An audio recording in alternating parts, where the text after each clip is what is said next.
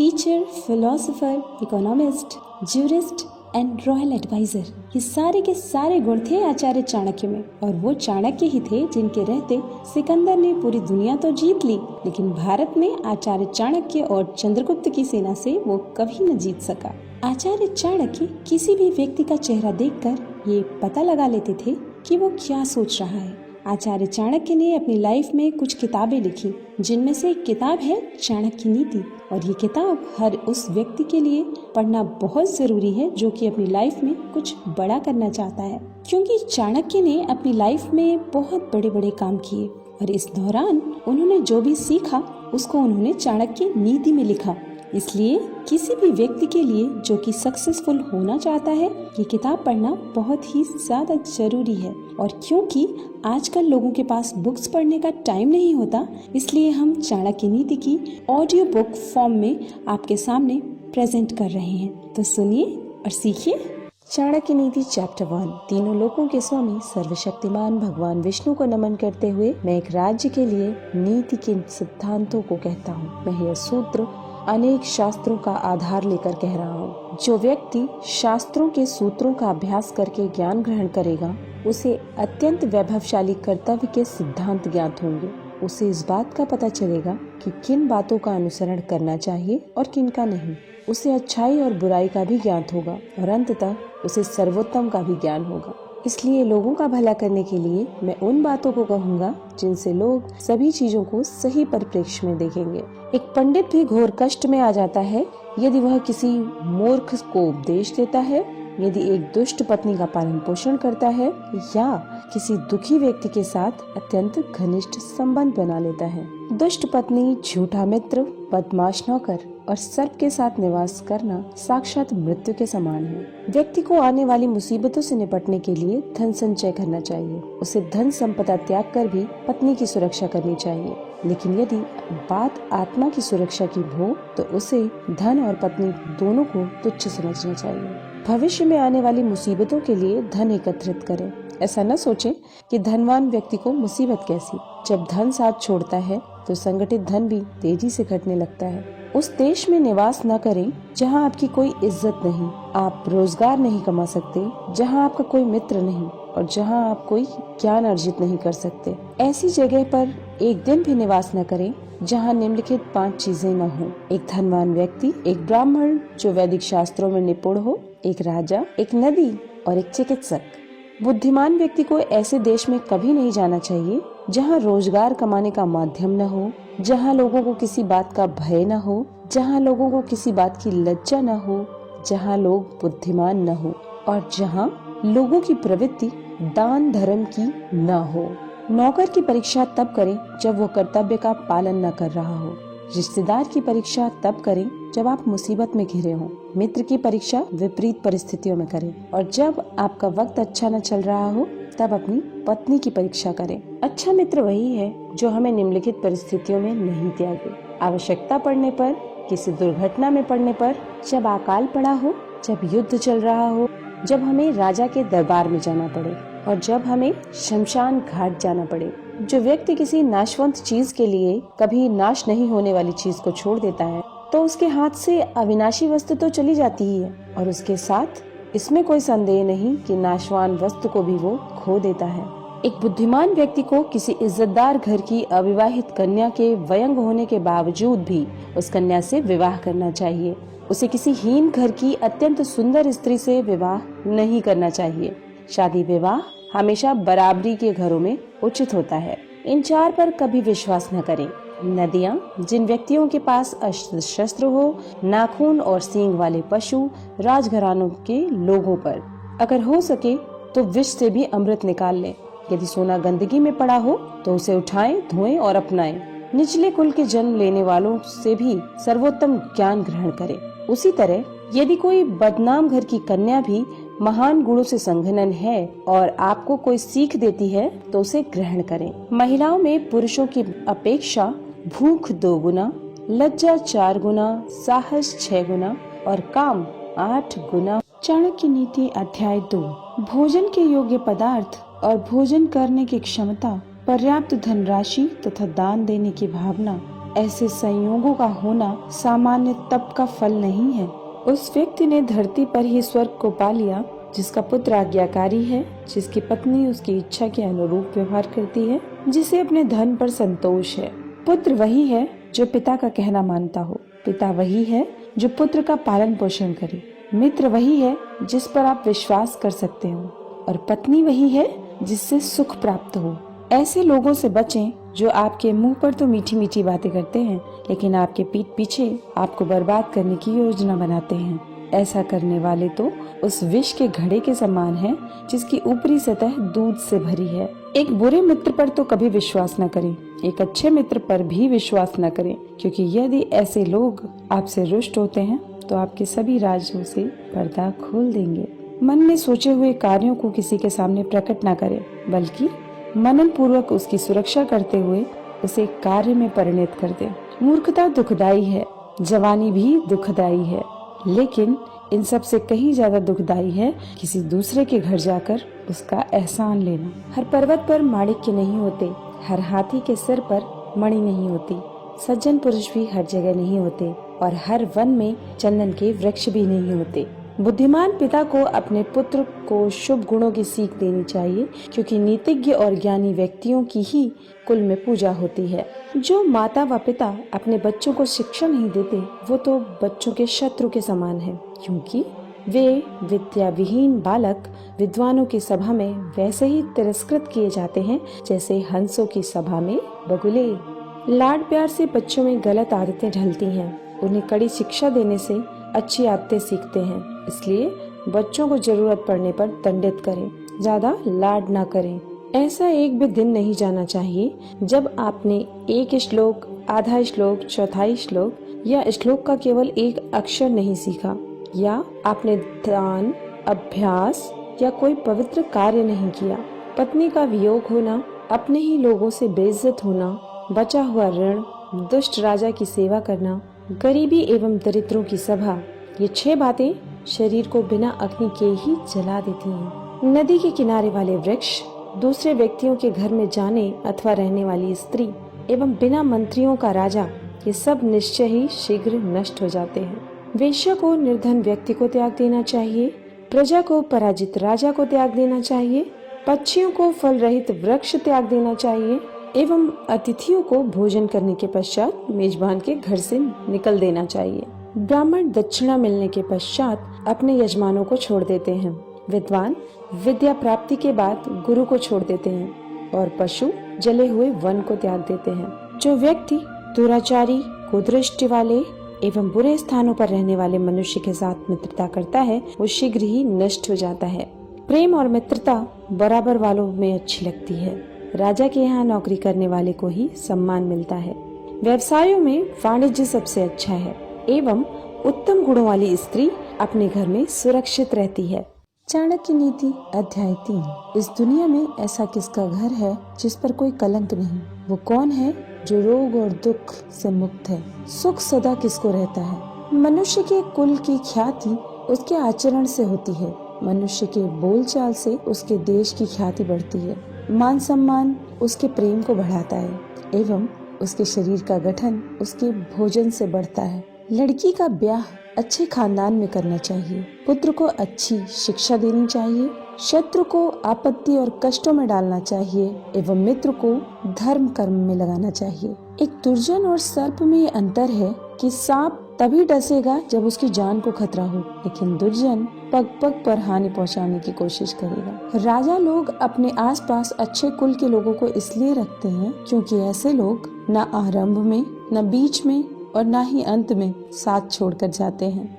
जब प्रलय का समय आता है तो समुद्र भी अपनी मर्यादा छोड़कर किनारों को छोड़ अथवा तोड़ जाते हैं, लेकिन सज्जन पुरुष प्रलय के समान भयंकर आपत्ति एवं विपत्ति में भी अपनी मर्यादा नहीं बदलते। मूर्खों के साथ मित्रता नहीं रखनी चाहिए, उन्हें त्याग देना ही उचित है, क्योंकि प्रत्यक्ष रूप से वे 2 पैरों वाले पशु के समान हैं, जो अपने धारदार वचनों से वैसे ही हृदय को छलनी करता है जैसे अदृश्य कांटा शरीर में घुसकर छलनी करता है। रूप और यौवन से संपन्न तथा कुलीन परिवार में जन्म लेने पर भी विद्याहीन पुरुष पलाश के फूलों के समान है, जो सुंदर तो है लेकिन खुशबू रहित है। कोयल की सुंदरता उसके गायन में है। एक स्त्री की सुंदरता उसके अपने परिवार के प्रति समर्पण में है। एक खूबसूरत आदमी की सुंदरता उसके ज्ञान में है तथा एक तपस्वी की सुंदरता उसकी क्षमाशीलता में है। कुल की रक्षा के लिए एक सदस्य का बलिदान दें, गांव की रक्षा के लिए एक कुल का बलिदान दें, देश की रक्षा के लिए एक गांव का बलिदान दें, आत्मा की रक्षा के लिए देश का बलिदान दें। जो उद्यमशील है वो गरीब नहीं हो सकते। जो हरदम भगवान को याद करते हैं उन्हें पाप छू भी नहीं सकता। जो मौन रहते हैं वो झगड़ों में नहीं पड़ते। जो जागृत रहते हैं निर्भय होते हैं। अत्यधिक सुंदरता के कारण सीता हरण हुआ। अत्यंत घमंड के कारण रावण का अंत हुआ। अत्यधिक दान के कारण राजा बाली को भी बंधन में बंधना पड़ा। अतः सर्वत्र अति को त्यागना चाहिए। शक्तिशाली लोगों के लिए कौन सा कार्य कठिन है, व्यापारियों के लिए कौन सी जगह दूर है, विद्वानों के लिए कोई देश विदेश नहीं, मधुभाषियों का कोई शत्रु नहीं। जिस तरह सारा वन केवल एक ही पुष्प एवं सुगंध भरे वृक्ष से महक जाता है, उसी तरह एक ही गुणवान पुत्र पूरे कुल का नाम बढ़ाता है। जिस प्रकार केवल एक सूखा हुआ जलता वृक्ष संपूर्ण वन को जला देता है, उसी तरह एक ही कुपुत्र सारे कुल के मान, मर्यादा और प्रतिष्ठा को नष्ट कर देता है। एक विद्वान एवं सदाचारी पुत्र के कारण संपूर्ण परिवार वैसे ही खुशहाल रहता है जैसे चंद्रमा के निकलने पर रात्रि जगमगा उठती है। ऐसे अनेक पुत्र किस काम के जो दुख और निराशा पैदा करे। इससे तो वो एक ही पुत्र अच्छा है जो संपूर्ण घर को सहारा और शांति प्रदान करे। 5 साल तक पुत्र को लाड़ प्यार से पालना चाहिए। 10 साल तक उसे छड़ी की मार से डराइए, लेकिन जब वो 15 साल का हो जाए तो उससे मित्र के समान व्यवहार करें। वो व्यक्ति सुरक्षित रह सकता है जो नीचे दी गई परिस्थितियां उत्पन्न होने पर भाग जाए। नंबर 1 भयावह आपदा, नंबर 2 विदेशी आक्रमण, नंबर 3 भयंकर अकाल, नंबर 4 दुष्ट व्यक्ति का संग। जो व्यक्ति निम्नलिखित बातें अर्जित नहीं करता वो बार बार जन्म लेकर मरता है। नंबर 1 धर्म, नंबर 2 अर्थ, नंबर 3 काम, नंबर 4 मोक्ष। धन की देवी लक्ष्मी स्वयं वहाँ चली आती हैं जहाँ नंबर 1 मूर्खों का सम्मान नहीं होता, नंबर 2 अनाज का अच्छे से भंडारण किया जाता है, नंबर 3 पति पत्नी में आपस में लड़ाई बखेड़ा नहीं होता है। चाणक्य नीति अध्याय 4। निम्नलिखित बातें माता के गर्भ में ही निश्चित हो जाती हैं। नंबर 1 व्यक्ति कितने साल जिएगा, नंबर 2 किस प्रकार का काम करेगा, नंबर 3 उसके पास कितनी संपत्ति होगी, नंबर 4 उसकी मृत्यु कब होगी। पुत्र, मित्र, सगे संबंधी साधुओं को देखकर भागते हैं, लेकिन जो लोग साधुओं का अनुसरण करते हैं उनमें भक्ति जागृत होती है और उनके उस पुण्य से उनका सारा कुल धन्य हो जाता है। जैसे मछली दृष्टि से, कछुआ ध्यान देकर और पंछी स्पर्श करके अपने बच्चों को पालते हैं, वैसे ही सतजन पुरुषों की संगति मनुष्य का पालन पोषण करती है। जब आपका शरीर स्वस्थ है और आपके नियंत्रण में है, आत्म साक्षात्कार का उपाय कर लेना चाहिए, क्योंकि मृत्यु हो जाने के बाद कोई कुछ नहीं कर सकता। विद्या अर्जन करना ये एक कामधेनु के समान है जो हर मौसम में अमृत प्रदान करती है। वो विदेश में माता के समान रक्षक और हितकारी होती है, इसलिए विद्या को एक गुप्त धन कहा जाता है। सैकड़ों गुण रहित पुत्रों से अच्छा एक गुणी पुत्र है, क्योंकि एक चंद्रमा ही रात्रि के अंधकार को भगाता है और वहीं असंख्य तारे भी ये काम नहीं कर पाते। एक ऐसा बालक जो जन्मते वक्त मृत था, एक मूर्ख दीर्घायु बालक से बेहतर है। पहला बालक तो एक क्षण के लिए दुख देता है, दूसरा बालक अपने माँ बाप को जिंदगी भर दुख की अग्नि में जलाता है। निम्नलिखित बातें व्यक्ति को बिना आग के ही जलाती हैं। नंबर 1 एक छोटे गांव में बसना जहां रहने की सुविधाएं उपलब्ध नहीं। नंबर 2 एक ऐसे व्यक्ति के यहाँ काम करना जो नीच कुल में पैदा हुआ है। नंबर 3 अस्वास्थ्यवर्धक भोजन का सेवन करना। नंबर 4 जिसकी पत्नी हरदम गुस्से में होती है। नंबर 5 जिसको मूर्ख पुत्र है। नंबर 6 जिसकी पुत्री विधवा हो गई हो।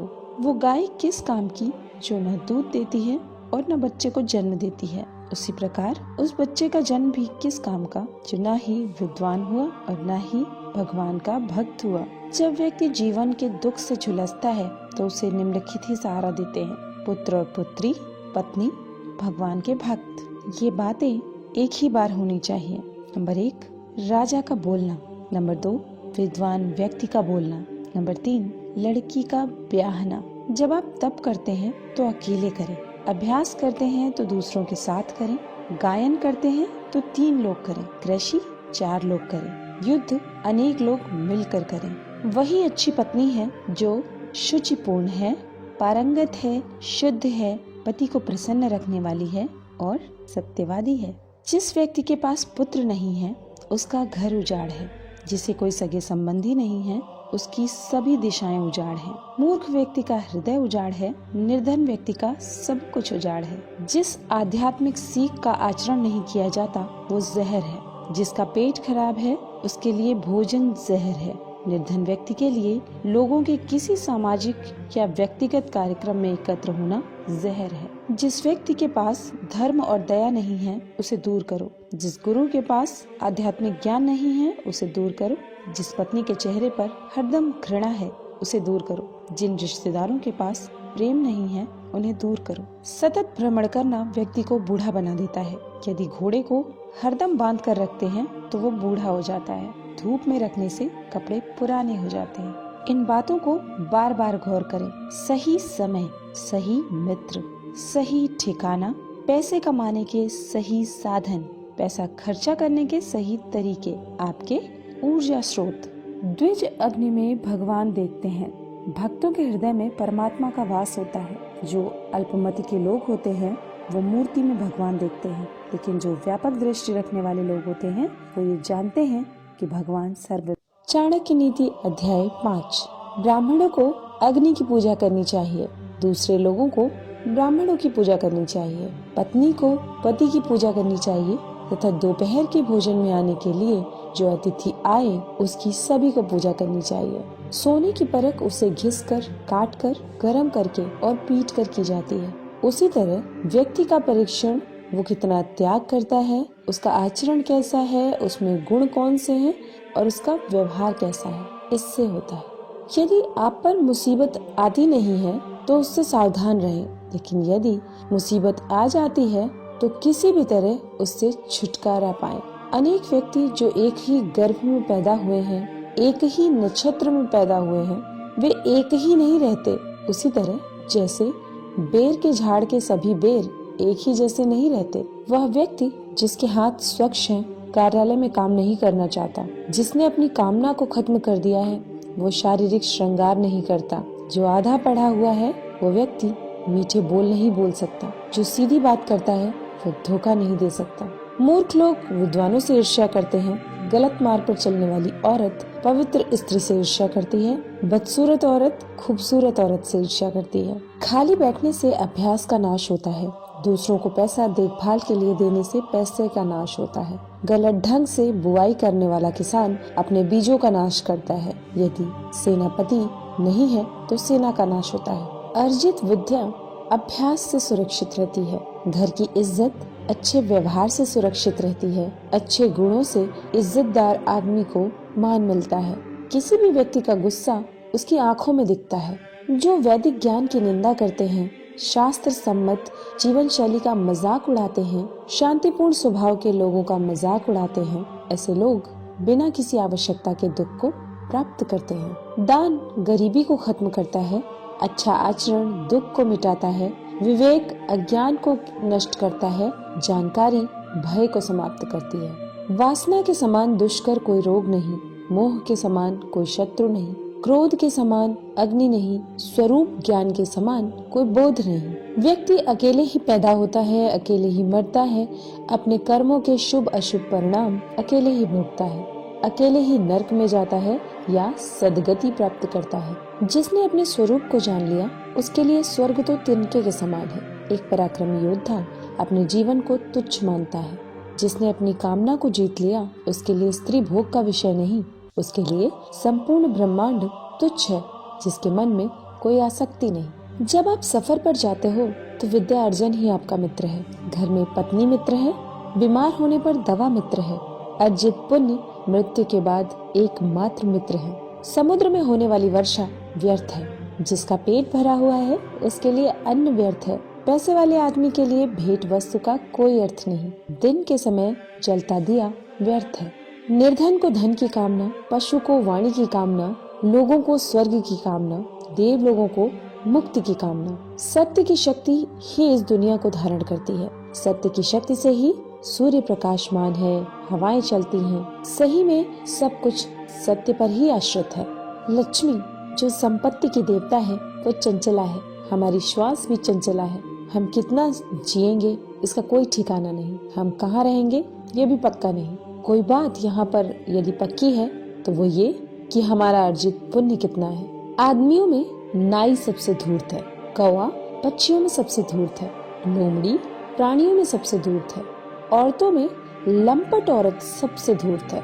ये सब आपके पिता हैं। नंबर 1 जिसने आपको जन्म दिया है। नंबर 2 जिसने आपका यज्ञोपवीत संस्कार किया है। नंबर 3 जिसने आपको पढ़ाया है। नंबर 4 जिसने आपको भोजन दिया है। नंबर 5 जिसने आपको भयपूर्ण परिस्थितियों में बचाया है। इन सब को अपनी माताएं समझे। नंबर 1 राजा की पत्नी। नंबर 2 गुरु की पत्नी। नंबर 3 मित्र की पत्नी। नंबर 4 पत्नी की माँ। नंबर 5 आपकी माँ। चाणक्य नीति अध्याय 6। श्रवण करने से धर्म का ज्ञान होता है, द्वेष दूर होते हैं, ज्ञान की प्राप्ति होती है और माया की आसक्ति से मुक्ति होती है। पक्षियों में कौवा नीच है, पशुओं में कुत्ता नीच है। जो तपस्वी पाप करता है वो घिनौना है, लेकिन जो दूसरों की निंदा करता है वो सबसे बड़ा चांडाल है। राख से घिसने पर पीतल चमकता है, तांबा इमली से साफ होता है, औरतें प्रदर से शुद्ध होती है, नदी बहती रहे तो साफ रहती है। राजा ब्राह्मण और तपस्वी योगी जब दूसरे देश जाते हैं तो आदर पाते हैं, लेकिन औरत यदि भटक जाती है तो बर्बाद हो जाती है। धनवान व्यक्ति के कई मित्र होते हैं, उसके कई संबंधी भी होते हैं। धनवान को ही आदमी कहा जाता है और पैसे वाले को ही पंडित कहकर नवाजा जाता है। सर्वशक्तिमान की इच्छा से ही बुद्धि काम करती है, वही कर्मों को नियंत्रित करता है। उसी की इच्छा से आसपास में मदद करने वाले लोग आ जाते हैं। काल सभी जीवों को निपुणता प्रदान करता है, वो सभी जीवों का संहार भी करता है। वो जागता रहता है जब सब सो जाते हैं। काल को कोई जीत नहीं सकता। जो जन्म से अंधे हैं वो देख नहीं सकते, उसी तरह जो वासना के अधीन है वो भी देख नहीं सकते। अहंकारी व्यक्ति को भी कभी ऐसा नहीं लगता कि वो कुछ बुरा कर रहा है, और जो पैसे के पीछे पड़े हैं उनको उनके कर्मों में कोई पाप दिखाई नहीं देता। जीवात्मा अपने कर्मों के मार्ग से जाता है और जो भी भले बुरे परिणाम कर्मों में आते हैं उन्हें भोगता है। अपने ही कर्मों से वो संसार में बंधता है और अपने ही कर्मों से वो बंधनों से छूटता है। राजा को उसके नागरिकों के पाप लगते हैं, राजा के यहाँ काम करने वाले पुजारी को राजा के पाप लगते हैं, पति को पत्नी के पाप लगते हैं, गुरु को उसके शिष्यों के पाप लगते हैं। अपने ही घर में व्यक्ति के ये शत्रु हो सकते हैं। जिसका बाप यदि हरदम कर्ज में डूबा रहता है, उसकी माँ यदि किसी दूसरे पुरुष से संग करती है, सुंदर पत्नी, वो लड़का जिसने शिक्षा प्राप्त न की हो। एक लालची आदमी को भेंट वस्तु देकर संतुष्ट कर सकते हैं, एक कठोर आदमी को हाथ जोड़कर संतुष्ट करें, एक मूर्ख को सम्मान देकर संतुष्ट करें, एक विद्वान आदमी को सच बोलकर संतुष्ट करें। एक बेकार राज्य का राजा होने से बेहतर है कि व्यक्ति किसी राज्य का राजा ना हो। एक पापी का मित्र होने से बेहतर है कि व्यक्ति बिना मित्र का हो।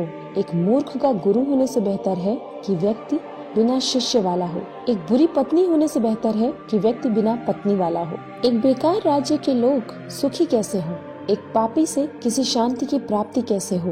एक बुरी पत्नी के साथ घर में कौन सा सुख प्राप्त हो सकता है। एक नालायक शिष्य को शिक्षा देकर कैसे कीर्ति प्राप्त हो। शेर से एक बात सीखें, बगुले से 1, मुर्गे से 4, कौवे से 5, कुत्ते से 6 और गधे से 3। शेर से एक बढ़िया बात सीखें कि आप जो भी करना चाहते हो एक दिली से और जबरदस्त प्रयास से करें। बुद्धिमान व्यक्ति अपनी इंद्रियों को बगुले की तरह वश में करते हुए अपने लक्ष्य को जगह, समय और योग्यता का पूरा ध्यान रखते हुए पूर्ण करे। मुर्गे से ये 4 बातें सीखें। नंबर 1, सही समय पर उठें। नंबर 2, निडर बने और लड़े। नंबर 3, संपत्ति का रिश्तेदारों से उचित बंटवारा करें। नंबर 4, अपने भोजन की व्यवस्था खुद करें। कौवे से ये 4 बातें सीखें। नंबर 1, निडरता। नंबर 2, उपयोगी वस्तुओं का संचय करें। नंबर 3, सभी ओर दृष्टि घुमाएं। नंबर 4, दूसरों पर आसानी से विश्वास न करें। कुत्ते से ये बातें सीखें। बहुत भूख हो पर खाने को कुछ न मिले या कम मिले तो भी संतोष करें। नंबर 2, गाढ़ी नींद में हो तो भी क्षण भर में उठ जाए। नंबर 3, अपने स्वामी के प्रति बेझिझक ईमानदारी रखें। नंबर 4, निडरता। गधे से ये 3 बातें सीखें। नंबर 1, अपना बोझ ढोना न छोड़े। नंबर 2, सर्दी गर्मी की चिंता न करें। नंबर 3, सदा संतुष्ट रहें। जो व्यक्ति इन 20 गुणों पर अमल करेगा वो जो भी करेगा सफल होगा। चाणक्य नीति अध्याय 7। एक बुद्धिमान व्यक्ति को निम्नलिखित बातें किसी को नहीं बतानी चाहिए। नंबर 1, कि उसकी दौलत खो चुकी है। नंबर 2, उसे क्रोध आ गया है। नंबर 3, उसकी पत्नी ने जो गलत व्यवहार किया है। नंबर 4, लोगों ने जो उसे गालियां दी। नंबर 5, वो किस प्रकार बेइज्जत हुआ है।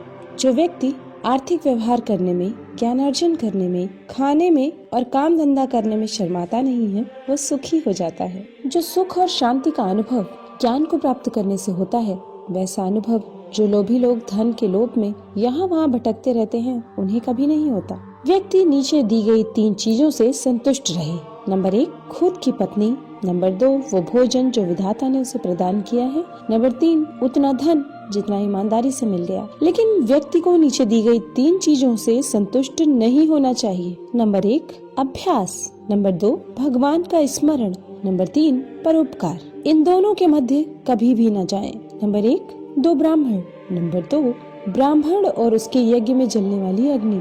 नंबर 3, पति पत्नी। नंबर 4, स्वामी और उनका नौकर। नंबर 5, हल और बैल। अपना पैर कभी भी इनसे न छूने दें। नंबर 1, अग्नि।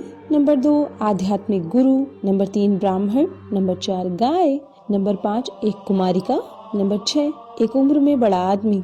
नंबर 7, एक बच्चा। हाथी से 1000 गज की दूरी रखें, घोड़े से 100 गज की, सींग वाले जानवर से 10 गज की, लेकिन दुष्ट जहाँ हो उस जगह से ही निकल जाएं। हाथी को अंकुश से नियंत्रण करें, घोड़े को थपथपा के, सींग वाले जानवर को डंडा दिखा के, एक बदमाश को तलवार से। ब्राह्मण अच्छे भोजन से तृप्त होते हैं, मोर मेघ गर्जना से, साधु दूसरों की संपन्नता देखकर और दुष्ट दूसरों की विपदा देखकर। एक शक्तिशाली आदमी से उसकी बात मानकर समझौता करें, एक दुष्ट का प्रतिकार करें और जिनकी शक्ति आपकी शक्ति के बराबर है उनसे समझौता विनम्रता से या कठोरता से करें। एक राजा की शक्ति उसकी शक्तिशाली भुजाओं में है, एक ब्राह्मण की शक्ति उसके स्वरूप ज्ञान में है, एक स्त्री की शक्ति उसकी सुंदरता, तारुण्य और मीठे वचनों में है। अपने व्यवहार में बहुत सीधे न रहें, क्योंकि आप यदि वन जाकर देखते हैं तो पाएंगे कि जो पेड़ सीधे उगे उन्हें काट लिया गया और जो पेड़ आड़े तिरछे हैं वो आज भी खड़े हैं। हंस वहाँ रहते हैं जहाँ पानी होता है, पानी सूखने पर वे उस जगह को छोड़ देते हैं। आप किसी आदमी को ऐसा व्यवहार न करने दें कि वो आपके पास आता और जाता रहे। संचित धन खर्च करने से बढ़ता है, उसी प्रकार जैसे ताजा जल जो अभी आया है बचता है यदि पुराने स्थिर जल को निकाल के बाहर कर दिया जाए। वो व्यक्ति जिसके पास धन है उसके पास मित्र और संबंधी भी बहुत रहते हैं, वो इस दुनिया में टिक पाता है और उसी को इज्जत मिलती है। स्वर्ग में निवास करने वाले देवता लोगों और धरती पर निवास करने वाले लोगों में कुछ सामान्य गुण हैं। नंबर 1, परोपकार। नंबर 2, मीठे वचन। नंबर 3, भगवान की आराधना। नंबर 4, ब्राह्मणों की जरूरतों की पूर्ति। नर्क में निवास करने वाले और धरती पर निवास करने वालों में साम्यता। नंबर 1, अत्यधिक क्रोध। नंबर 2, कठोर वचन। नंबर 3, अपने ही संबंधियों से शत्रुता। नंबर 4, नीच लोगों से मैत्री। नंबर 5, हीन हरकतें करने वालों की नौकरी। यदि आप शेर की गुफा में जाते हैं तो आपको हाथी के माथे का मणि मिल सकता है, लेकिन यदि आप लोमड़ी जहाँ रहती है वहाँ जाते हैं तो बछड़े की पूंछ या गधे की हड्डी के अलावा कुछ नहीं मिलेगा। एक अनपढ़ आदमी की जिंदगी किसी कुत्ते की पूंछ की तरह बेकार है, उससे न उसकी इज्जत ही ढकती है और न ही कीड़े मक्खियों को भगाने के काम आती है। यदि आप दिव्यता चाहते हैं तो आपकी बोली, मन और इंद्रियों में शुद्धता होनी चाहिए। उसी प्रकार आपके हृदय में करुणा भी होनी चाहिए। जिस प्रकार एक फूल में खुशबू है, तिल में तेल है, लकड़ी में अग्नि है, दूध में घी है, गन्ने में गुड़ है, उसी प्रकार यदि आप ठीक से देखते हैं तो हर व्यक्ति में परमात्मा है। चाणक्य नीति अध्याय 8। नीच वर्ग के लोग दौलत चाहते हैं, मध्यम वर्ग के लोग दौलत और इज्जत दोनों चाहते हैं, लेकिन उच्च वर्ग के लोग सम्मान चाहते हैं, क्योंकि सम्मान ही उच्च लोगों की असली दौलत है। दीपक अंधेरे का भक्षण करता है, इसलिए काला धुआं बनता है। इसी प्रकार जिस प्रकार का अन्न आप खाते हैं इसी प्रकार के हमारे विचार उत्पन्न होते हैं। हे विद्वान पुरुष, अपनी संपत्ति केवल पात्र को ही दे और दूसरों को कभी न दे। जो जल बादल को समुद्र देता है वो बड़ा मीठा होता है। बादल वर्षा करके वो जल पृथ्वी के सभी चल अचल जीवों को दे देता है और फिर उसे समुद्र को लौटा देता है। शरीर पर मालिश करने के बाद, शमशान में चिता का धुआं शरीर पर आने के बाद, संभोग करने के बाद, दाढ़ी बनाने के बाद, जब तक आदमी नहा न ले वो चांडाल रहता है। जल अपच की दवा है। जल चैतन्य निर्माण करता है। यदि उसे भोजन पच जाने के बाद पीते हैं, पानी को भोजन के बाद तुरंत पीना विष पीने के समान है। यदि ज्ञान को उपयोग में न लाया जाए तो वो खो जाता है। यदि आदमी अज्ञानी हो तो वो खो जाता है। सेनापति के बिना सेना खो जाती है। पति के बिना पत्नी खो जाती है। वो आदमी अभागा है जो अपने बुढ़ापे में पत्नी की मृत्यु देखता है। वो भी अभागा है जो अपनी संपदा संबंधियों को सौंप देता है। वो भी अभागा है जो खाने के लिए दूसरों पर निर्भर है। ये बातें बेकार है। वेद मंत्रों का उच्चारण करना लेकिन निहित यज्ञ कर्मों को न करना। यज्ञ करना लेकिन बाद में लोगों को दान देकर तृप्त न करना। पूर्णता तो भक्ति से होती है। भक्ति भी सभी सफलताओं का मूल है। एक संयमित मन के समान कोई तप नहीं, संतोष के समान कोई सुख नहीं, लोभ के समान कोई रोग नहीं, दया के समान कोई गुण नहीं। क्रोध साक्षात यम है। तृष्णा नरक की ओर ले जाने वाली वैतरणी है। ज्ञान कामधेनु है। संतोष ही तो नंदनवन है। नीति की उत्तमता ही व्यक्ति के सौंदर्य का गहना है। उत्तम आचरण से व्यक्ति उत्तरोत्तर ऊंचे लोक में जाता है। सफलता ही विद्या का आभूषण है। उचित विनियोग ही संपत्ति का गहना है। नीति भ्रष्ट होने से सुंदरता का नाश होता है। हीनाचरण से अच्छे कुल का नाश होता है। पूर्णता न आने से विद्या का नाश होता है। उचित विनियोग के बिना धन का नाश होता है। जो जल धरती में समा गया वो शुद्ध है। परिवार को समर्पित पत्नी शुद्ध है। लोगों का कल्याण करने वाला राजा शुद्ध है। वो ब्राह्मण शुद्ध है जो संतुष्ट है। असंतुष्ट ब्राह्मण, संतुष्ट राजा, लज्जा रखने वाली वेश्या, कठोर आचरण करने वाली गृहिणी, ये सभी लोग विनाश को प्राप्त होते हैं। क्या करना ऊंचे कुल का यदि बुद्धिमत्ता न हो। एक नीच कुल में उत्पन्न होने वाले विद्वान व्यक्ति का सम्मान देवता भी करते हैं। विद्वान व्यक्ति लोगों से सम्मान पाता है। विद्वान उसकी विद्वता के लिए हर जगह सम्मान पाता है। ये बिल्कुल सच है कि विद्या हर जगह सम्मानित है। जो लोग दिखने में सुंदर हैं, जवान हैं, ऊंचे कुल में पैदा हुए हैं, वो बेकार हैं यदि उनके पास विद्या नहीं है। वो तो पलाश के फूल के समान जो दिखते तो अच्छे हैं पर महकते नहीं। ये धरती उन लोगों के भार से दबी रह जाती है जो मांस खाते हैं, दारू पीते हैं, बेवकूफ हैं।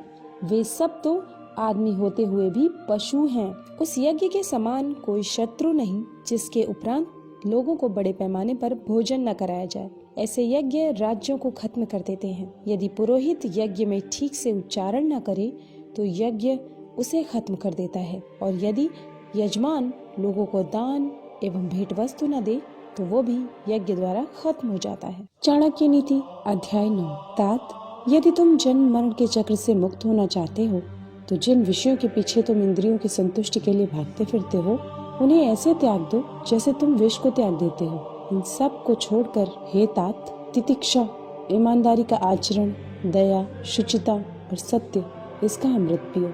वो कमीने लोग जो दूसरों की गुप्त खामियों को उजागर करते फिरते हैं उसी तरह नष्ट हो जाते हैं जिस तरह कोई सांप चींटियों के टीलों में जाकर मर जाता है। शायद किसी ने ब्रह्मा जी जो इस सृष्टि के निर्माता हैं को यह सलाह नहीं दी कि वो स्वर्ण को सुगंध प्रदान करे, गन्ने के झाड़ में फल प्रदान करे, चंदन के वृक्ष को फूल प्रदान करे, विद्वान को धन प्रदान करे, राजा को लंबी उम्र प्रदान करे। अमृत सबसे बढ़िया औषधि है। इंद्रिय सुख से अच्छा भोजन सर्वश्रेष्ठ सुख है। नेत्र सभी इंद्रियों में श्रेष्ठ है। मस्तक शरीर के सभी भागों में श्रेष्ठ है। कोई संदेश वाहक आकाश में जा नहीं सकता। आकाश से कोई खबर आ नहीं सकती। वहाँ रहने वाले लोगों की आवाज सुनाई नहीं देती और उनके साथ कोई संपर्क नहीं हो सकता। इसलिए वो ब्राह्मण जो सूर्य और चंद्र की भविष्यवाणी करता है उसे विद्वान मानना चाहिए। इन सातों को जगा दे यदि ये सो जाएं। नंबर 1 विद्यार्थी, नंबर 2 सेवक, नंबर 3 पथिक, नंबर 4 भूखा आदमी, नंबर 5 डरा हुआ आदमी, नंबर 6 खजाने का रक्षक और नंबर 7 खजांची। इन सातों को नींद से नहीं जगाना चाहिए। नंबर 1 सांप, नंबर 2 राजा, नंबर 3 बाघ, नंबर 4 डंक मारने वाला कीड़ा, नंबर 5 छोटा बच्चा, नंबर 6 दूसरों का कुत्ता और नंबर 7 मूर्ख। जिन्होंने वेदों का अध्ययन पैसा कमाने के लिए किया और जो नीच काम करने वाले लोगों का दिया हुआ अन्न खाते हैं, उनके पास कौन सी शक्ति हो सकती है? वो ऐसे भुजंगों के समान है जो दंश नहीं कर सकते, जिसके डांटने से सामने वाले के मन में डर पैदा नहीं होता और प्रसन्न होने के बाद वो सामने वाले को कुछ नहीं देता।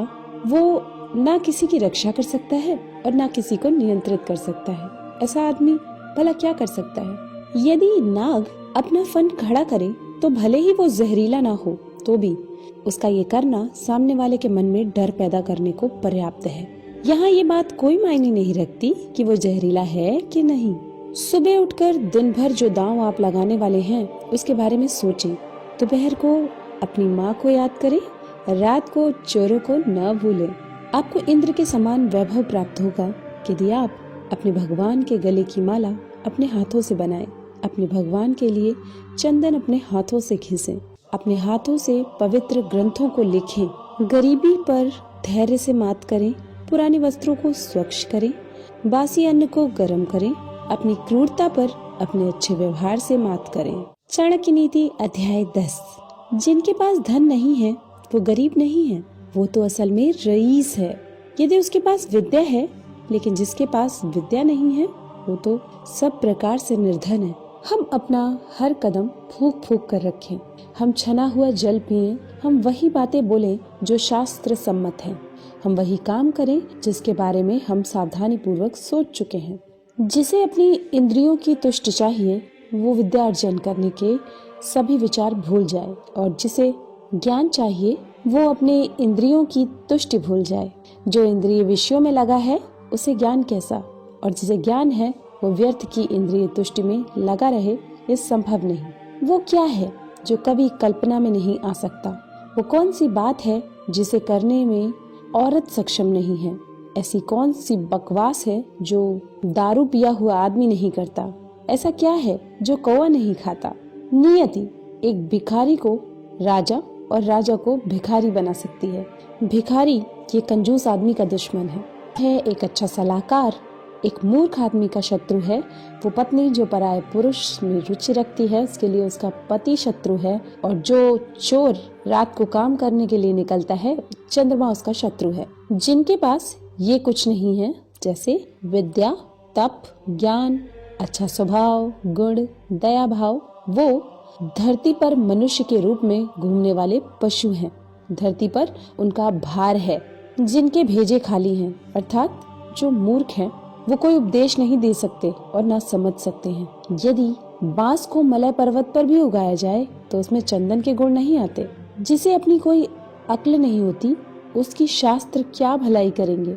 एक अंधा आदमी आईने का क्या करेगा।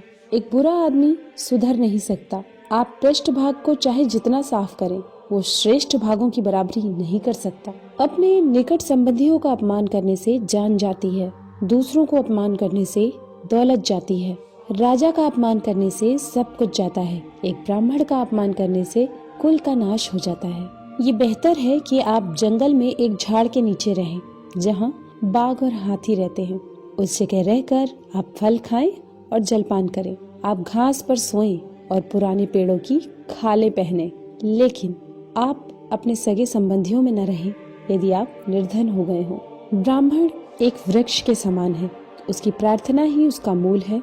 वह जो वेदों का गान करता है वो उसकी शाखाएं हैं। वह जो पुण्य कर्म करता है वही उसके पत्ते हैं। इसलिए उसे अपने मूल को बचाना चाहिए। यदि मूल नष्ट हो जाता है तो शाखाएं भी न रहेंगी और पत्ते भी। लक्ष्मी मेरी माता है, विष्णु मेरे पिता हैं, वैष्णव जन मेरे सगे संबंधी हैं, तीनों लोक मेरा देश है। रात्रि के समय कितने ही प्रकार के पक्षी वृक्ष पर विश्राम करते हैं। भोर होते ही सब पक्षी 10 दिशाओं में उड़ जाते हैं। हम क्यों भला दुख करें यदि हमारे अपने हमें छोड़कर चले गए हैं। जिसके पास में विद्या है वो शक्तिशाली है। निर्बुद्ध पुरुष के पास क्या शक्ति हो सकती है। एक छोटा खरगोश भी चतुराई से मदमस्त हाथी को तालाब में गिरा देता है। हे विश्वंभर, तू सबका पालन करता है, मैं मेरे गुजारे की चिंता क्यों करूं, जब मेरा मन तेरी महिमा गाने में लगा हुआ है। आपके अनुग्रह के बिना एक माता की छाती से दूध नहीं बह सकता और शिशु का पालन नहीं हो सकता। मैं हरदम यही सोचता हूँ कि हे यदुवंशियों के प्रभु, हे लक्ष्मीपति, मेरा पूरा समय आपकी ही चरण सेवा में खर्च करता रहूं। चाणक्य नीति अध्याय 11। उदारता, वचनों में मधुरता, साहस, आचरण में विवेक, ये बातें कोई पा नहीं सकता, ये मूल में होनी चाहिए। जो अपने समाज को छोड़कर दूसरे समाज को जा मिलता है वो उसी राजा की तरह नष्ट हो जाता है जो अधर्म के मार्ग पर चलता है। हाथी का शरीर कितना विशाल है, लेकिन एक छोटे से अंकुश से नियंत्रित हो जाता है। एक दिया घने अंधकार का नाश करता है। क्या अंधेरे से दिया बड़ा है? एक कड़कती हुई बिजली एक पहाड़ को तोड़ देती है। क्या बिजली पहाड़ जितनी विशाल है? जी नहीं, बिल्कुल नहीं। वही बड़ा है जिसकी शक्ति छा जाती है। इससे कोई फर्क नहीं पड़ता कि आकार कितना है। जो घर गृहस्थी के काम में लगा रहता है वो कभी ज्ञान प्राप्त नहीं कर सकता। मांस खाने वाले के हृदय में दया नहीं हो सकती। लोभी व्यक्ति कभी सत्य भाषण नहीं कर सकता और एक शिकारी में कभी शुद्धता नहीं हो सकती। एक दुष्ट व्यक्ति में कभी पवित्रता उदित नहीं हो सकती। उसे चाहे जैसा समझा लो। जैसे नीम का वृक्ष कभी मीठा नहीं हो सकता। आप चाहे उसकी शिखा से मूल तक घी और शक्कर छिड़क दें, आप चाहे 100 बार पवित्र जल से स्नान करें, आप अपने मन का मैल नहीं धो सकते। इसी प्रकार जिस प्रकार मदिरा का पात्र पवित्र नहीं हो सकता, चाहे आप उसे गर्म करके सारी मदिरा की भाप बना दे। इसमें कोई आश्चर्य नहीं कि व्यक्ति उन बातों के प्रति अनुद्गार कहता है जिसका उसे कोई ज्ञान नहीं। उसी प्रकार जैसे एक जंगली शिकारी की पत्नी हाथी के सर का मणि फेंक कर गूंजे की माला धारण करती है। जो व्यक्ति 1 साल तक भोजन करते समय भगवान का ध्यान करेगा और मुंह से कुछ नहीं बोलेगा, उसे 1000 करोड़ वर्ष तक स्वर्गलोक की प्राप्ति होगी। एक विद्यार्थी पूर्ण रूप से निम्नलिखित बातों का त्याग करे। नंबर 1 काम, नंबर 2 क्रोध, नंबर 3 लोभ, नंबर 4 स्वादिष्ट भोजन की अपेक्षा, नंबर 5 शरीर का श्रृंगार, नंबर 6 अत्यधिक जिज्ञासा, नंबर 7 अधिक निद्रा, नंबर 8 शरीर निर्वाह के लिए अत्यधिक प्रयास। वो ब्राह्मण जो दुकानदारी में लगा है असल में वैश्य ही है। निम्न स्तर के लोगों से जिस व्यवसाय में संपर्क आता है वो व्यवसाय ब्राह्मण को शूद्र बना देता है। वो ब्राह्मण जो दूसरों के काम में अड़ंगे डालता है, जो दंभी है, स्वार्थी है, धोखेबाज है, दूसरों से घृणा करता है और बोलते समय मुंह से मिठास और हृदय में क्रूरता रखता है, वो एक बिल्ली के समान है। एक ब्राह्मण जो तालाब को, कुएं को, टाके को, बगीचे को और मंदिर को नष्ट करता है वो म्लेच्छ है। वो ब्राह्मण जो भगवान की मूर्ति की संपदा चुराता है और जो अपना गुजारा करने के लिए कुछ भी और सब कुछ खाता है वो चांडाल है। एक गुणवान व्यक्ति को वो सब कुछ दान में देना चाहिए जो उसकी आवश्यकता से अधिक है।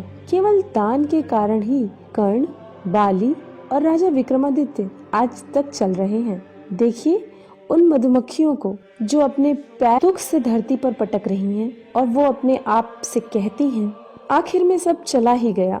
हमने हमारे शहद को जो बचा कर रखा था ना ही दान दिया और ना ही खुद खाया। अभी एक पल में ही कोई हमसे सब कुछ छीन कर ले। चाणक्य नीति अध्याय 12। वो गृहस्थ भगवान की कृपा को पा चुका है जिसके घर में आनंददायी वातावरण है, जिसके बच्चे गुणी हैं, जिसकी पत्नी मधुर वाणी बोलती है, जिसके पास अपनी जरूरतें पूरा करने के लिए पर्याप्त धन है, जो अपनी पत्नी से सुखपूर्ण संबंध रखता है, जिसके नौकर उसका कहना मानते हैं, जिसके घर में मेहमान का स्वागत किया जाता है, जिसके घर में मंगलदायी भगवान की पूजा रोज की जाती है, जहाँ स्वाद भरा भोजन पान किया जाता है, जिसे भगवान के भक्तों की संगति में आनंद आता है, जो एक संकट का सामना करने वाले ब्राह्मण को भक्ति भाव से अल्पदान देता है, उसे बदले में विपुल लाभ होता है। वे लोग जो इस दुनिया में सुखी हैं, जो अपने संबंधियों के प्रति उदार हैं, अनजाने लोगों के प्रति सहृदय हैं, अच्छे लोगों के प्रति प्रेम भाव रखते हैं, नीच लोगों से धूर्ततापूर्ण व्यवहार करते हैं, विद्वानों से कुछ नहीं छुपाते, दुश्मनों के सामने साहस दिखाते हैं, बड़ों के प्रति विनम्र और पत्नी के प्रति सख्त हैं।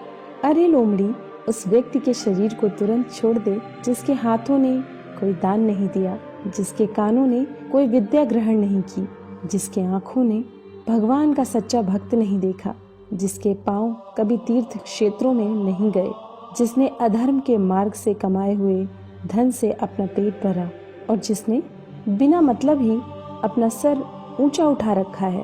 अरे लोमड़ी, उसे मत खा, नहीं तो दूषित हो जाएगी। धिक्कार है उन्हें जिन्हें भगवान श्री कृष्ण, जो माँ यशोदा के लाडले हैं, उनके चरण कमलों में कोई भक्ति नहीं। मृदंग की ध्वनि धिक्तम धिक्तम करके ऐसे लोगों का धिक्कार करती है। बसंत ऋतु क्या करेगी यदि बांस पर पत्ते नहीं आते? सूर्य का क्या दोष यदि उल्लू दिन में देख नहीं सकता? बादलों का क्या दोष यदि बारिश की बूंदें चातक पक्षी की चोंच में नहीं गिरती? उसे कोई कैसे बदल सकता है जो किसी के मूल में है? एक दुष्ट के मन में सद्गुणों का उदय हो सकता है यदि वह एक भक्त के सत्संग करता है, लेकिन दुष्ट का संग करने से भक्त दूषित नहीं होता। जमीन पर जो फूल गिरता है उससे धरती सुगंधित होती है, लेकिन पुष्प को धरती की गंध नहीं लगती। उसका सही से कल्याण हो जाता है जिसे भक्त के दर्शन होते हैं। भक्त में तुरंत शुद्ध करने की क्षमता है। पवित्र क्षेत्र में तो लंबे समय के संपर्क से शुद्धि होती है। एक अजनबी ने एक ब्राह्मण से पूछा, बताइए इस शहर में महान क्या है? ब्राह्मण ने जवाब दिया कि खजूर के पेड़ का समूह महान है। अजनबी ने सवाल किया, यहाँ दानी कौन है? जवाब मिला कि ये धोबी जो सुबह से कपड़े ले जाता है और शाम को लौटाता है। प्रश्न हुआ, यहाँ सबसे काबिल कौन है? जवाब मिला, यहाँ हर कोई दूसरे का द्रव्य और दारा हरण करने में काबिल है। प्रश्न हुआ कि आप ऐसी जगह रह कैसे लेते हैं? जवाब मिला कि जैसे एक कीड़ा एक दुर्गंध युक्त जगह पर रहता है। वो घर जहाँ ब्राह्मणों के चरण कमल को धोया नहीं जाता, जहाँ वैदिक मंत्रों का जोर से उच्चारण नहीं होता और जहाँ भगवान को और पितरों को भोग नहीं लगाया जाता, वो घर एक शमशान है। सत्य मेरी माता है, आध्यात्मिक ज्ञान मेरा पिता है, धर्माचरण मेरा बंधु है, दया मेरा मित्र है, भीतर की शांति मेरी पत्नी है, क्षमा मेरा पुत्र है। मेरे परिवार में ये 6 लोग हैं। हमारे शरीर नश्वर हैं। धन में तो कोई स्थायी भाव नहीं है। मृत्यु हरदम हमारे निकट है, इसलिए हमें तुरंत पुण्य कर्म करने चाहिए। ब्राह्मणों को स्वादिष्ट भोजन से आनंद आता है, गायों को ताजी कोमल घास खाने में, पत्नी को पति के सानिध्य में, क्षत्रियों को युद्ध में आनंद आता है। जो दूसरे की पत्नी को अपनी माता मानता है, दूसरे के धन को मिट्टी का ढेला, दूसरे के सुख दुख को अपने सुख दुख, उसी को सही दृष्टि प्राप्त होती है और वही विद्वान है। भगवान राम में ये सब गुण हैं। नंबर 1, सद्गुणों की प्रीति। नंबर 2, मीठे वचन। नंबर 3, दान देने की तीव्र इच्छा शक्ति। नंबर 4, मित्रों के साथ कपट रहित व्यवहार। नंबर 5, गुरु की उपस्थिति में विनम्रता। नंबर 6, मन की गहरी शांति। नंबर 7, शुद्ध आचरण। नंबर 8, गुणों की परख। नंबर 9, शास्त्र के ज्ञान की अनुभूति। नंबर 10, रूप की सुंदरता। नंबर 11, भगवत भक्ति। कल्पतरु तो एक लकड़ी ही है, सुवर्ण का सुमेर पर्वत तो निश्चल है, चिंतामणि तो एक पत्थर है, सूर्य में ताप है, चंद्रमा तो घटता बढ़ता रहता है, अमर्याद समुद्र तो खारा है, कामदेव का तो शरीर ही जल गया, महाराज बलि तो राक्षस कुल में पैदा हुए, कामधेनु तो पशु ही है, भगवान राम के समान कौन है। विद्या सफर में हमारा मित्र है, पत्नी घर पर मित्र है, औषधि रुग्ण व्यक्ति की मित्र है, मरते वक्त तो पुण्य कर्म ही मित्र है। राज परिवारों से शिष्टाचार सीखें, पंडितों से बोलने की कला सीखें, जुआरियों से झूठ बोलना सीखें, एक औरत से छल सीखें। बिना सोचे समझे खर्च करने वाला नटखट बच्चा जिसे अपना घर नहीं, अपनी पत्नी को दुर्लक्षित करने वाला जो अपने आचरण पर ध्यान नहीं देता है, ये लोग जल्दी ही बर्बाद हो जाएंगे। एक विद्वान व्यक्ति को अपने भोजन की चिंता नहीं करनी चाहिए। उसे सिर्फ अपने धर्म को निभाने की चिंता होनी चाहिए। हर व्यक्ति का भोजन पर जन्म से ही अधिकार है। जिसे दौलत, अनाज और विद्या अर्जित करने में और भोजन करने में शर्म नहीं आती, वो सुखी रहता है। बूंद बूंद से सागर बनता है, इस तरह बूंद बूंद से ज्ञान, गुण और संपत्ति प्राप्त होते हैं। जो व्यक्ति अपने बुढ़ापे में भी मूर्ख है, वो सचमुच ही मूर्ख है। उसी प्रकार जिस प्रकार इंद्र वरुण का फल कितना भी पके मीठा नहीं होता। चाणक्य नीति अध्याय 13। यदि आदमी एक पल के लिए भी जिए तो भी उस पल को शुभ कर्म में खर्च करे। एक कल्प तक जी कर कोई लाभ नहीं। दोनों लोक, इस लोक और परलोक में तकलीफ होती है। हम उसके लिए न पछताएं जो बीत गया। हम भविष्य की चिंता भी न करें। विवेक बुद्धि रखने वाले लोग केवल वर्तमान में जीते हैं। यह देवताओं का, सज्जनों का और पालकों का स्वभाव है कि वे जल्दी प्रसन्न हो जाते हैं। निकट के और दूर के रिश्तेदार तब प्रसन्न होते हैं जब उनका आदर सम्मान किया जाए, उनके नहाने का, खाने पीने का प्रबंध किया जाए। पंडित जन उन्हें आध्यात्मिक संदेश का मौका दिया जाता है तो प्रसन्न होते हैं। जब बच्चा माँ के गर्भ में होता है तो ये 5 बातें तय हो जाती हैं। नंबर 1, कितनी लंबी उम्र होगी। नंबर 2, वो क्या करेगा। नंबर 3, कितना धन अर्जित करेगा। नंबर 4, कितना ज्ञान अर्जित करेगा। नंबर 5, मौत कब होगी। देखिए क्या आश्चर्य है, बड़े लोग अनोखी बातें करते हैं। वे पैसे को तो तिनके की तरह मामूली समझते हैं, लेकिन जब वे उसे प्राप्त करते हैं तो उसके भार से और विनम्र होकर झुक जाते हैं। जो व्यक्ति अपने घर के लोगों से बहुत आसक्ति रखता है, वो भय और दुख को पाता है। आसक्ति ही दुख का मूल है। जिसे सुखी होना है उसे आसक्ति छोड़नी पड़ेगी। जो भविष्य के लिए तैयार है और जो किसी भी परिस्थिति को चतुराई से निपटा सकता है, ये दोनों व्यक्ति सुखी हैं। लेकिन जो आदमी सिर्फ नसीब के सहारे चलता है, वो बर्बाद होता है। यदि राजा पुण्यात्मा है तो प्रजा भी वैसी ही होती है। यदि राजा पापी है तो प्रजा भी पापी होती है। यदि वो सामान्य है तो प्रजा सामान्य होती है। प्रजा के सामने राजा का उदाहरण होता है और वो उनका अनुसरण करती है। मेरी नजरों में वो आदमी मृत है जो जीते ही धर्म का पालन नहीं करता, लेकिन जो धर्म पालन में अपने प्राण दे देता है, वो मरने के बाद भी बेशक लंबा जीता है। जिस व्यक्ति ने न कोई ज्ञान संपादन किया, न ही पैसा कमाया, मुक्ति के लिए जो आवश्यक है उसकी पूर्ति भी नहीं की, वो एक निहायत बेकार जिंदगी जीता है। जो नीच कुल होते हैं वे दूसरों की कीर्ति को देखकर जलते हैं।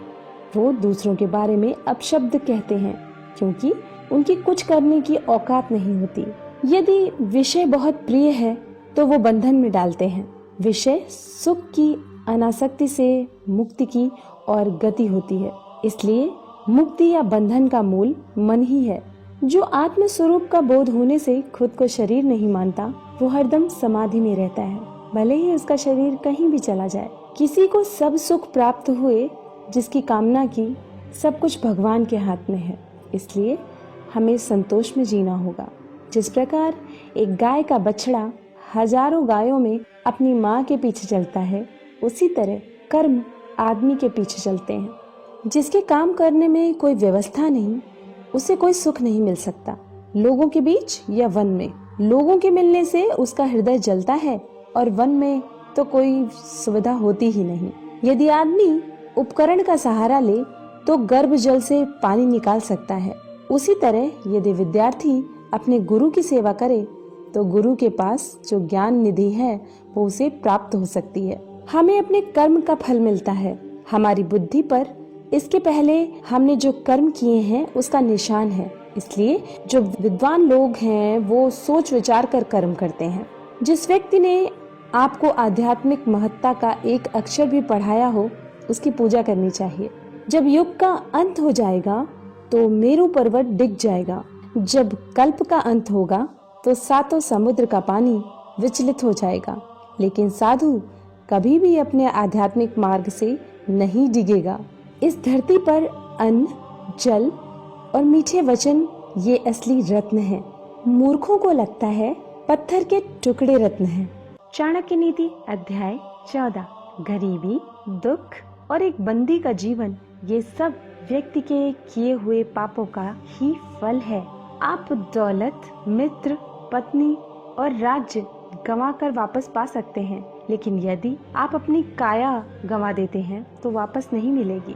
यदि हम बड़ी संख्या में एकत्र हो जाएं, तो दुश्मन को हरा सकते हैं। उसी प्रकार जैसे घास के तिनके एक दूसरे के साथ रहने के कारण भारी वर्षा में भी क्षय नहीं होते। पानी पर तेल, एक कमीने आदमी को बताया हुआ राज, एक लायक व्यक्ति को दिया हुआ दान और एक बुद्धिमान व्यक्ति को पढ़ाया हुआ शास्त्रों का ज्ञान अपने स्वभाव के कारण तेजी से फैलते हैं। वो व्यक्ति क्यों मुक्ति को नहीं पाएगा जो निम्नलिखित परिस्थितियों में जो उसके मन की अवस्था होती है उसे कायम रखता है। जब वो धर्म के अनुदेश को सुनता है, जब वो शमशान घाट में होता है, जब वो बीमार होता है, वो व्यक्ति क्यों पूर्णता नहीं हासिल करेगा जो पश्चाताप में जो मन की अवस्था होती है उसी अवस्था को काम करते वक्त बनाए रखेगा। हमें अभिमान नहीं होना चाहिए जब हम ये बातें करते हैं। नंबर 1 परोपकार, नंबर 2 आत्मसंयम, नंबर 3 पराक्रम, नंबर 4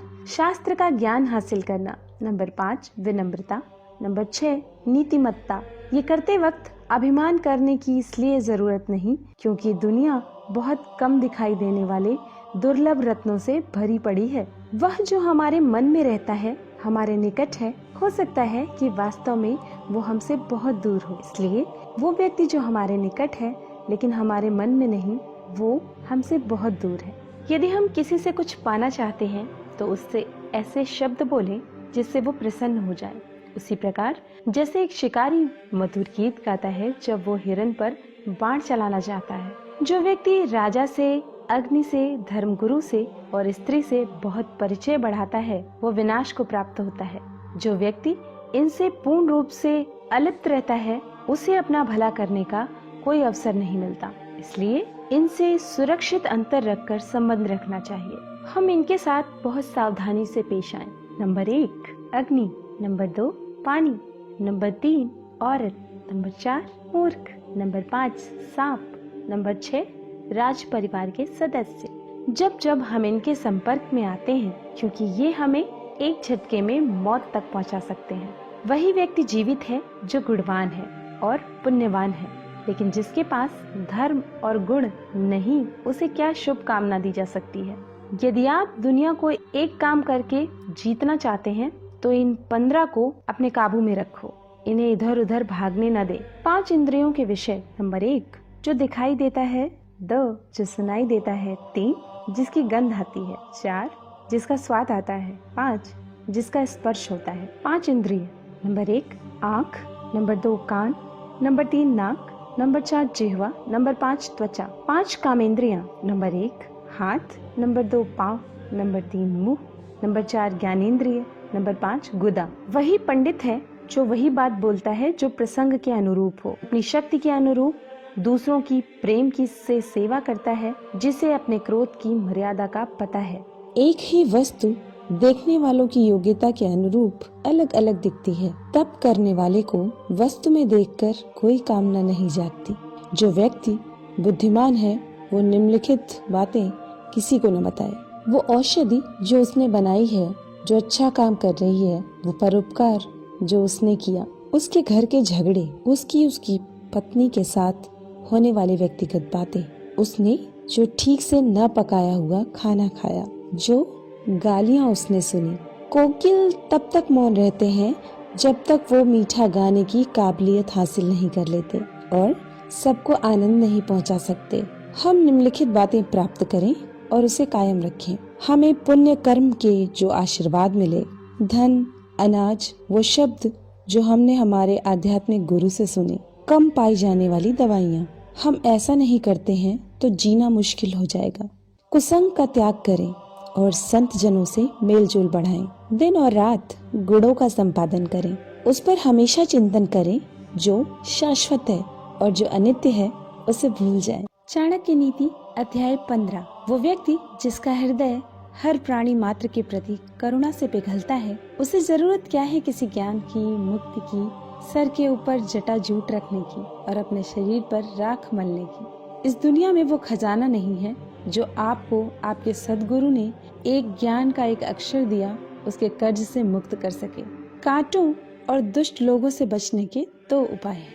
पैरों में जूते पहनो और उन्हें इतना शर्मसार करो कि वो अपना सर उठा न सके और आपसे दूर रहे। जो अस्वच्छ कपड़े पहनता है, जिसके दांत साफ नहीं, जो बहुत खाता है, जो कठोर शब्द बोलता है, जो सूर्योदय के बाद उठता है, उसका कितना भी बड़ा व्यक्तित्व क्यों ना हो, वो लक्ष्मी की कृपा से वंचित रह जाएगा। जब व्यक्ति दौलत खोता है तो उसके मित्र, पत्नी, नौकर, संबंधी उसे छोड़कर चले जाते हैं और जब वो दौलत वापस हासिल कर लेता है तो ये सब लौट आते हैं। इसलिए दौलत ही सबसे अच्छा रिश्तेदार है। पाप से कमाया हुआ पैसा 10 साल रह सकता है, 11वें साल में वो विलुप्त हो जाता है। एक महान आदमी जब कोई गलत काम करता है तो उसे कोई अच्छा नहीं कहता। एक नीच आदमी जब कोई अच्छा काम करता है तो उसका धिक्कार होता है। देखिए, अमृत पीना तो अच्छा है, लेकिन राहु की मौत अमृत पीने से ही हुई। विष पीना नुकसानदायी है, लेकिन भगवान शंकर ने जब विष का पान किया तो विष उनके गले का अलंकार हो गया। एक सच्चा भोजन वो है जो ब्राह्मण को देने के बाद शेष है। प्रेम वो सत्य है जो दूसरों को दिया जाता है। खुद से जो प्रेम होता है वो नहीं। वही बुद्धिमत्ता है जो पाप करने से रोकती है। वही दान है जो बिना दिखावे के किया जाता है। यदि आदमी को परख नहीं है तो वो अनमोल रत्नों को तो पैर की धूल में पड़ा हुआ रखता है और घास को सर पर धारण करता है। ऐसा करने से रत्नों का मूल्य कम नहीं होता और घास के तिनकों की महत्ता नहीं बढ़ती। जब विवेक बुद्धि वाला आदमी आता है तो हर चीज को उसकी जगह दिखाता है। शास्त्रों का ज्ञान अगाध है, वो कलाएं अनंत है जो हमें सीखनी चाहिए। हमारे पास समय थोड़ा है, जो सीखने के मौके हैं उसमें अनेक विघ्न आते हैं, इसलिए वही सीखें जो अत्यंत महत्वपूर्ण है। उसी प्रकार जैसे हंस पानी छोड़कर उससे मिला हुआ दूध पी लेता है, वो आदमी चांडाल है जो एक दूर से अचानक आए हुए थके अतिथि को आदर सत्कार दिए बिना रात्रि का भोजन खुद खाता है।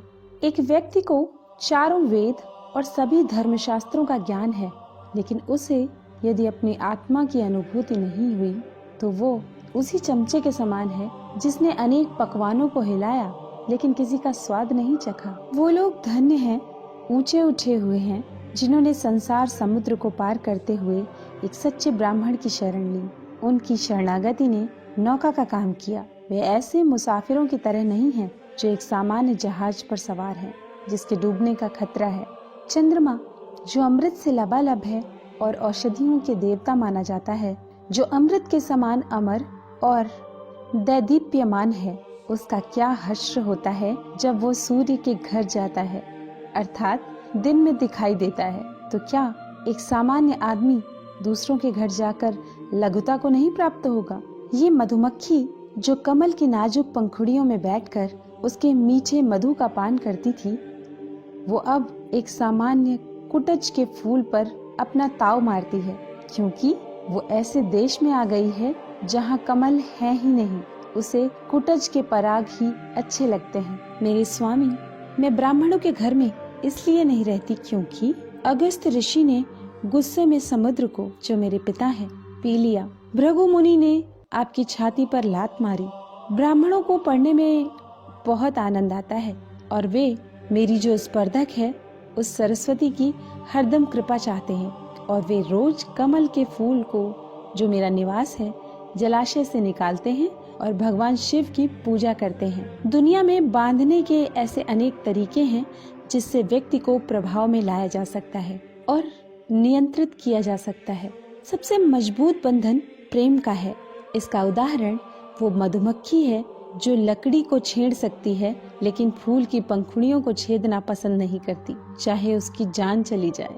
चंदन कट जाने पर भी अपनी महक नहीं छोड़ते। हाथी बूढ़ा होने पर भी अपनी लीला नहीं छोड़ता।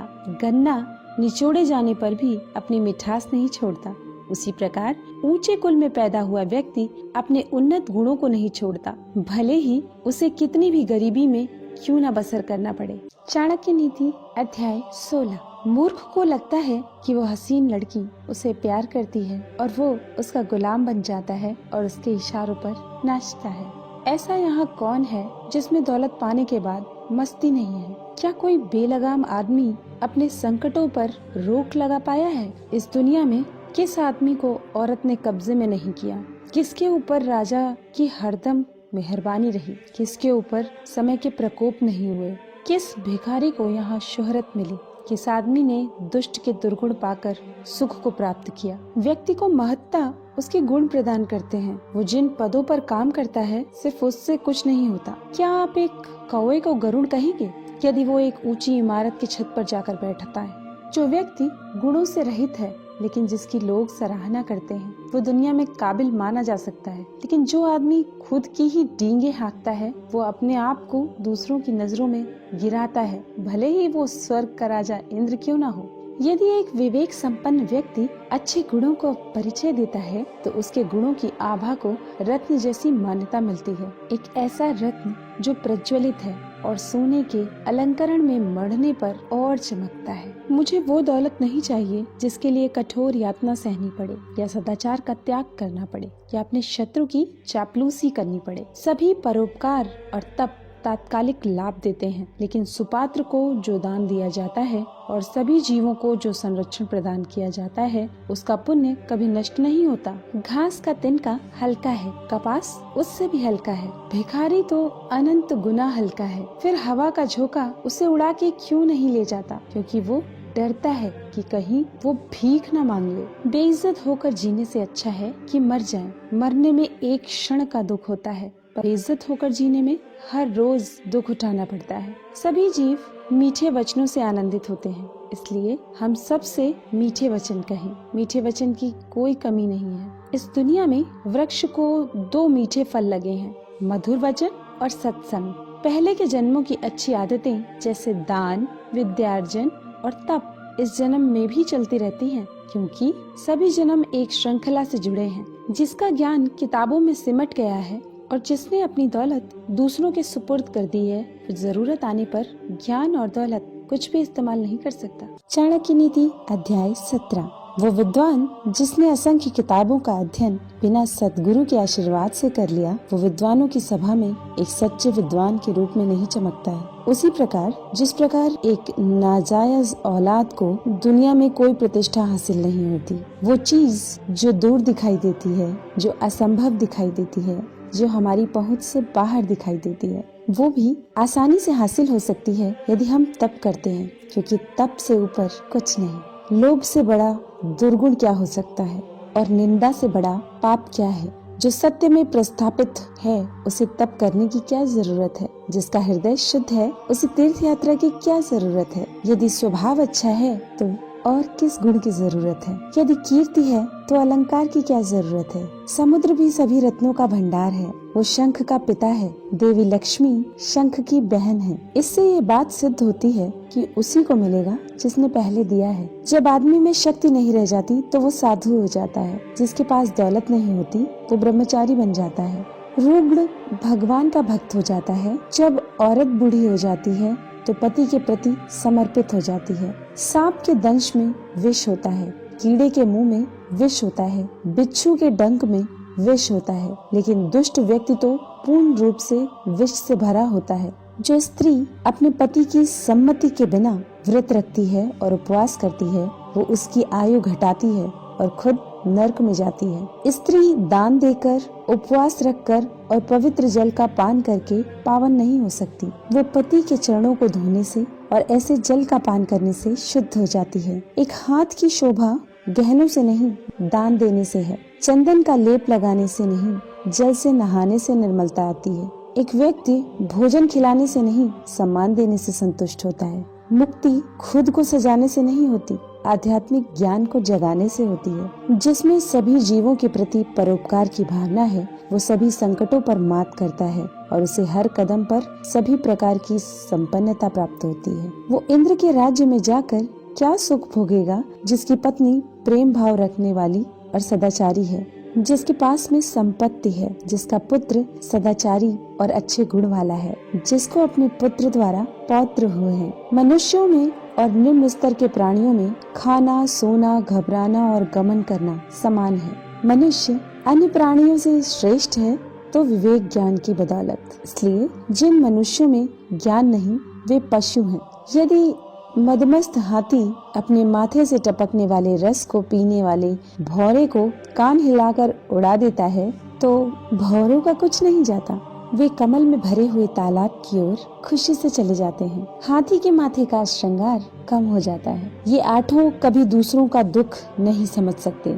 नंबर 1 राजा, नंबर 2 वैश्या, नंबर 3 यमराज, नंबर 4 अग्नि, नंबर 5 चोर, नंबर 6 छोटा बच्चा, नंबर 7 भिखारी और नंबर 8 कर वसूल करने वाला। हे केत की पुष्पा, तुम में तो कीड़े रहते हैं, तुमसे ऐसा कोई फल भी नहीं बनता जो खाया जाए। तुम्हारे पत्ते कांटों से ढके हैं, तुम टेढ़े होकर बढ़ते हो, कीचड़ में खिलते हो, कोई तुम्हें आसानी से पा नहीं सकता। लेकिन तुम्हारी अतुलनीय खुशबू के कारण दूसरे पुष्पों की तरह तुम सभी को प्रिय हो। इसलिए एक ही अच्छाई अनेक बुराइयों पर भारी पड़ती है।